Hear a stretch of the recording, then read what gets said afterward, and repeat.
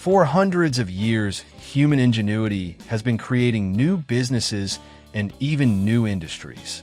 Today, our lives are made easier by personal computers, cell phones, airplanes, automobiles, air conditioners, and hundreds, if not thousands of products and services that never existed before.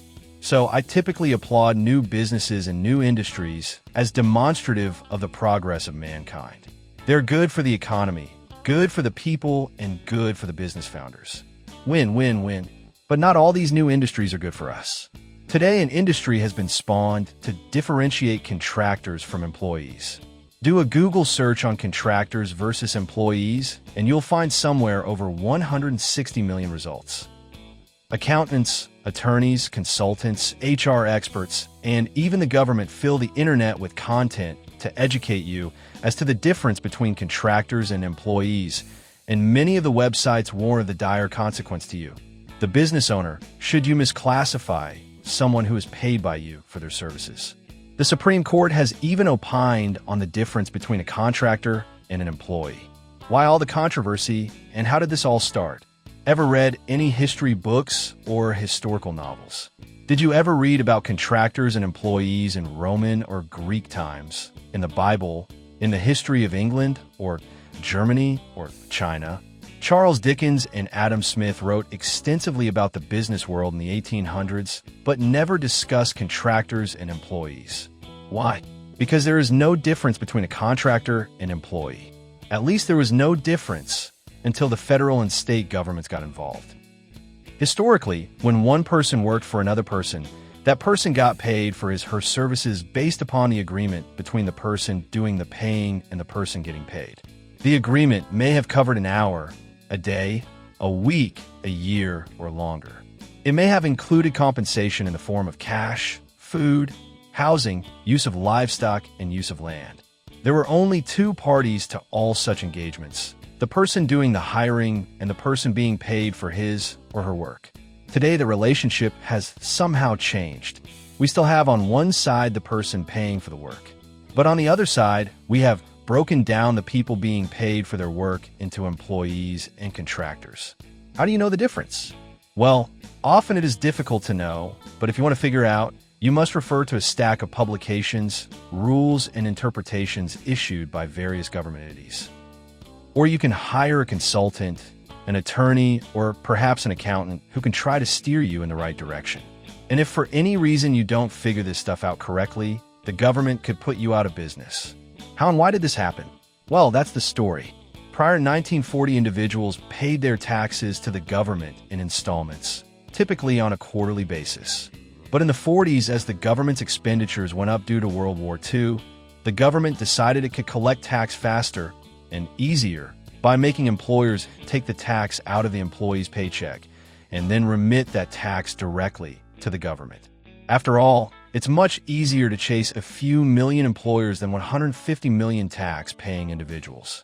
Then the government also decided that in addition to the tax owed by the employee, the government was going to tax the business for having that employee. So, each payday, every company that has employees would have to pay to the government a tax on the employee's income and a tax on the business for the privilege of having an employee. We now call these payroll taxes. It didn't take the states long to figure out the system, and before long, most states duplicated the federal system, so that today a business with employees typically pays tax on behalf of the employee to both the state and federal government, and a tax for the privilege of having an employee to both the state and federal government.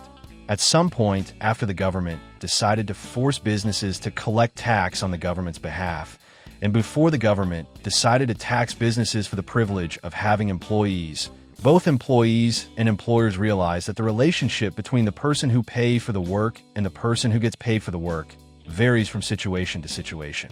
As an example, if I want a bookkeeper, I could hire a bookkeeper. But I could also engage the services of a bookkeeping business to do my books, even if that bookkeeping business is a one-man show. If I hire the bookkeeping business, I don't have to deduct taxes and pay for the privilege of hiring the bookkeeping business. Thus, according to the government, the bookkeeping business is a contractor, not an employee, even if the bookkeeping business is a non-incorporated individual with only a couple of customers. Now, this is where things get murky. Many employees would prefer to be contractors for a variety of reasons, such as the ability to work for more than one employer, doing freelance work, operating their employment as a small business, and of course, not being subject to withholding tax. Many employers would also like some of their employees to work as contractors for a variety of reasons, such as the ability to use freelance labor, the ability to grow and shrink the labor force based upon need, and the simplicity of hiring contractors versus employees.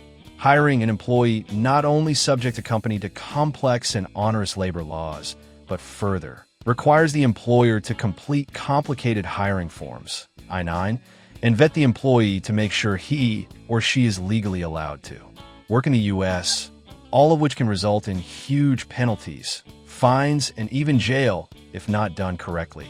From an employer's perspective, historically the distinction between an employee and a contractor was never made because the employer paid for the services and the worker provided the services, with no further thought about what you call the worker. But today it makes a huge difference. Why? Because the government realizes that its share of the economic pie is a whole lot bigger when your workers are employees as opposed to contractors, and further, collecting the tax from workers is so much easier when you have employees as opposed to contractors. As a result, the government has done everything it can to narrow the definition of a contractor and expand the definition of an employee.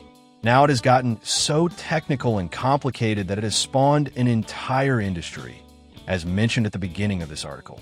The government is so adamant that it wants you to classify your workers as employees as opposed to contractors, that if the government determines your contractors are really employees, you can be subject to fines and penalties so horrific it could put you out of business.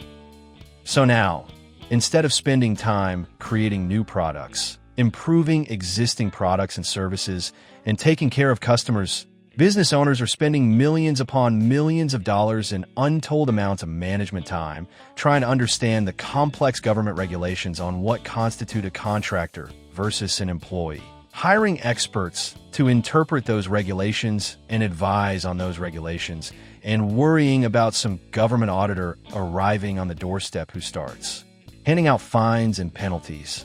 Worse, the attorneys, accountants, consultants, IRS employees, taxing authorities, and others discuss this issue as if it were a natural function of our economic system, when it is about as logical as flying pigs.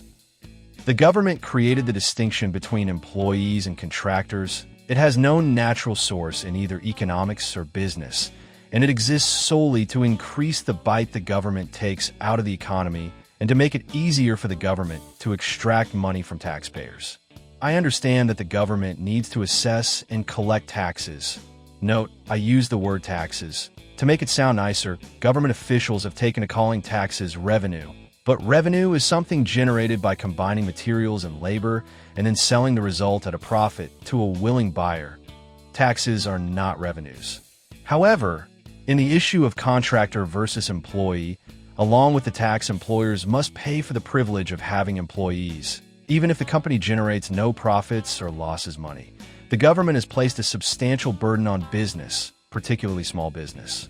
Today, businesses are paying employee privilege taxes, paying fines and penalties for misclassifying workers under an artificial and bogus classification system, paying consultants, advisors, and experts to provide guidance on compliance, and wasting management resources trying to figure this all out, rather than allowing management to focus on building the business enterprise, innovation, and wealth creation. The cost to our economy is in the many billions of dollars, probably hundreds of billions, and that spending creates no economic growth or value added for the enterprise or the economy. And then some people wonder why our country's economic growth rate is anemic. While I'm sure the good folks who designed this whole mess did so with the finest of intentions, I suspect the most Machiavellian of minds could not conjure up a system so devious, unfair, and nonsensical.